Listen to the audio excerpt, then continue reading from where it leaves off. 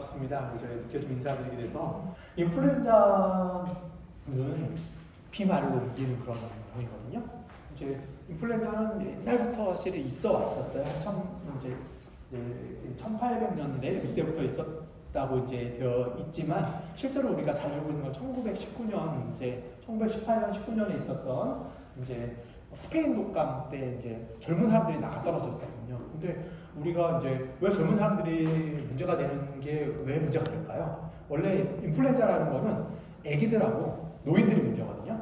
아기들하고 노인들이 문제인데 이때는 젊은 군인들이 이때 세계대전 당시인데 군인들이 이제 유럽에 이제 세계대전에 가려고 미국의 군인들이 캠프에 모였는데 여기서 갑자기 폐렴이 돌기 시작했어요.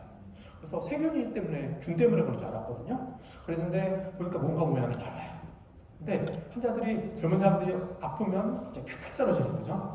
이게 요즘에 말하는 그런 무슨 그런 사이토카인 폭풍 이런 말 들어보신 적 있으세요? 그래서 젊은 사람들은 몸이 세잖아요. 그러니까 면역 반응이 세게 나타나면서 내가 나를 공격하는 거죠. 그래서 폐렴 안 앓고 그냥 나이 드신 분들은 그냥 그거 인플루엔자 있다 끝나는데 그것 때문에 내 몸이 공격하면서 폐렴이 생겨서 돌아가시는 이런 일들이 생기게 되고 이런 인플루엔자가 문제가 뭐냐면은 한번 앓고 나서 얘를 잘 관리 못하면 인플루엔자, 폐렴, 인플루엔자나 이런 것들은 앓고 끝나면 문제가 없는데 인플루엔자 한 4, 5일 열나고 그랬다가 좋아졌는데 나중에 가래가 막 다시 생기면서 색깔 있는 가래, 열나고 이런 사람들 있거든요.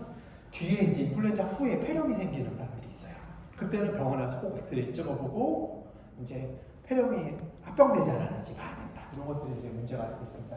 이런 문제를 있었다는 걸 알게 됐던 게 이제 요즘에는 이 RNA, DNA 이런 것들을 옛날에 사망했던 환자들의 시체에서 찾아내서 이제 영구동토 이런 데 얼어있는 데서 찾아내가지고 바이러스를 찾아내요. 그랬더니 이제 인플루엔자 바이러스라고 알게 되고 H1N1 이런 것들을 알게 됐습니다.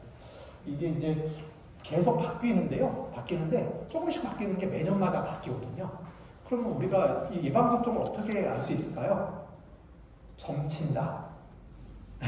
저 맞을까요? 이게 남반구가 저희보다 겨울을 먼저 경험하잖아요. 남반구에 도는 놈들이 있어요. 그러면 뉴질랜드에 도는 놈들을 찾아내는 거죠. 그래서 북반구에 이번 겨울에는 뭐가 유행할 거예요 라고 가을에 예측을 해주면서 이런 바이러스가 이제 나와요 하는 것들을 하고 개를 예방접종을 만듭니다. 그런데 가끔은 통으로 바뀌는 경우가 있어요. 그러니까 이렇게 조금씩 바뀌는 거는 소변이라고 해서 요거는 저희가 예측해서 이제 통으로 이제 아예 형이 바뀌는 경우 이때가 대유행이 유행하는 거거든요. 2009년으로 유행했잖아요. 이런 것들이 통으로 바뀌어서 문제가 되는데 그런 데 있어서 이거 돼지 같은 이제 어떤 데 섞여가지고 동물 바이러스와 사람 바이러스가 섞여서 통으로 바뀌는 경우도 있어서 문제가 됩니다. 독감하고 감기는 달라요. 독감 많이 경험해 보셨죠? 네. 감기 때는 그냥 견딜만 하잖아요. 근데 독감은 죽을 것 같아요. 그리고 내가 어제 별일 안 했는데 내가 밤새서 그런가? 이렇게 몸살 기운이 너무 심해요.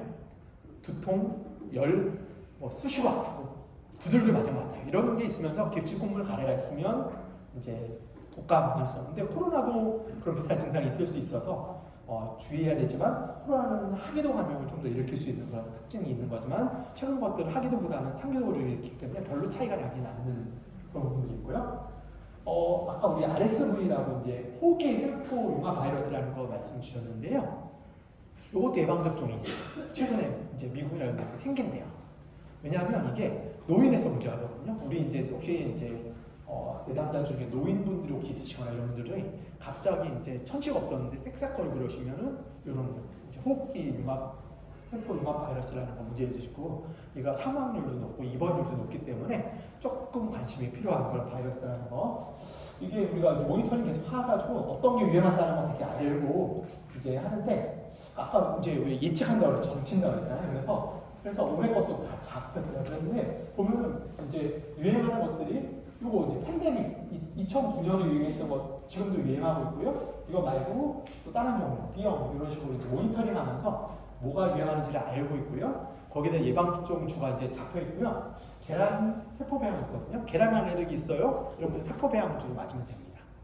이렇게 되고 여기 세 가지, 네 가지 A형, B형 이제 A형 독감이 유행하고 끝물에 B형 독감이 유행하거든요. 이제 가을, 겨울 시작해가지고 한 3, 4월까지 유행하는데 끝물에 이제 B형 독감이 유행하고 또 이제 나이 드신 분들은 문제가 뭐냐면 나이 드신 분들은 면역이 오래 안 가요, 항체가. 그러다 보니까 뒤에 걸려. 이런 게 문제여서 요즘에 이제 면역 증강제가 들어가 있는 거 아니면은 용량이 많은 이런 것들을 맞으라고 이제 나이 드신 분들에 대해서 권하고 있는 그런 부분들이 있습니다. 근데 저희는 그냥 일반적으로 말하는 사과, 상과 이런 예방접종 하시려고 젊은 분들은 면역 잘 생기니까 하시는데 대신에 3, 4월에는 조금 다른 놈이 돌 수 있어서 그때는 유의한다. 이런 것들을 좀 하시면 되고요. 그러면 코로나는 저희가 예방접종 그렇게 많이 했는데 또 맞으라는 건 왜 맞으라냐? 아까 우리 선생님이 이제 중요한 원인들 이제 말씀 주셨잖아요. 그것도 좀 중요하고 바뀐다는 거죠. 처음에 우한이 왔다가 델타가 왔다가 오미크론이 왔는데 처음에는 무슨 BA1, 2 이런 거 뭐 있느니 이런 식으로 하다가 나중에 4, 5번이래요. 그러면서 이제 두 개가 들어있는 예방접종을 맞으라는 것이 이제 뭐 1, 2를 맞으세요, 4, 5를 맞으세요 이런 식으로 막 뭐라고 나왔었거든요. 우리는 별로 신경 안 쓰죠. 젊으니까 별로 신경 안 쓰시는데 나이 친 분들은 꼭 맞으시라고 이제 계속 얘기됐었거든요. 그런데 지금은 그러면 4, 5번이 돌고 있느냐? 그거 아니고 XBB 뭐 이런 놈들이 돌고 그것도 이제 지나가가지고 EG 뭐 이런 놈들이 돌고 있단 말이에요. 그러다 보니까 이게 계속 바뀐단 말이죠. 그래서 정리가 됐어요. 그래서 어떻게 정리가 됐냐면 지금 이제 이때 우리 이제 저희 요때 다주사 맞으셨잖아요. 그래서 mRNA 백신 뭐 이런 거 이제 맞으셨잖아요. 그래서 이제 이런 거 맞았었고 이제 최근에 이제 이렇게 이가 백신 이런 거 맞으라고 했었고 그래서 올해 이제 지금 이제 23, 24절기에 XBB.1.5를 타겟으로 하는 반가 백신이 이제 65세 이상은 무조건 맞으시도록 이제 권고 드리고 있으니까 이제 걸려도 되잖아요. 이렇게 말씀하시는 분들이 있는데 아까 이제 말씀하신 여러 원인들 때문에 안 걸리시는 게 낫지 않을까 우선 생각되고 이제 요게 예방력은 당연히 최근 거를 이제 하니까 계속 바뀔 거예요. 요거보다 좀 다음 세대인데 그래도 얘에 대한 지금 도는 놈에 대한 면역 원성이 좋아서 맞으시도록 권고하시는 것이 도움이 되고 예전에 이과 맞았는데요 하면 3개월 지났으면 맞으시면 도움이 된다고 하니까 어르신들 혹시 맞으라고 이제 맞아야 돼 물어보시면 맞으시라고 말씀드리면 될 것 같습니다. 예, 이상으로 발표 마치겠습니다.